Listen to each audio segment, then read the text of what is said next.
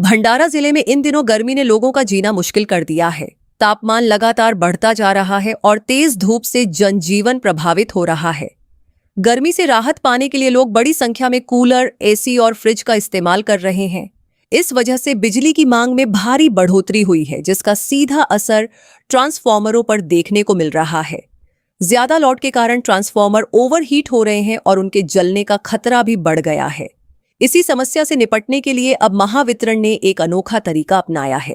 Transformer को ठंडा रखने के लिए अब कूलर का इस्तेमाल किया जा रहा है, ताकि उनका तापमान नियंत्रित रहे और बिजली सप्लाई बाधित न हो।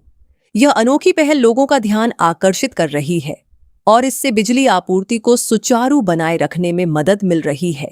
सर, जसं आपण आता बघतोय की प्रचंड उन्हाळा सुरू आहे आणि यामध्ये आपला तापमान जो आहे 44 डिग्री 45 डिग्री सेंटीग्रेड झालेला आहे आणि उन्हाच्या पासून संरक्षणासाठी लोक आपल्या घरी दिवसेंदिवस एअर कंडिशन आणि एअर कूलरचा वापर करत आहेत।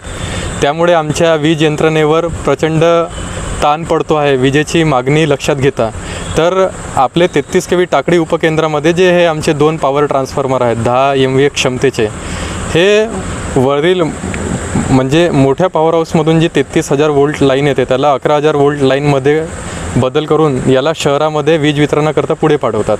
तर 33,000 वोल्टवरून 11,000 वोल्टमध्ये लाईन कमी करताना आपल्या रोहित्रावर ताण पडतो आणि त्याच्यामध्ये जे उष्णता तयार होते ते उष्णता शोषण्याचं काम त्याच्यामधला ट्रान्सफॉर्मर ऑइल करत असतो।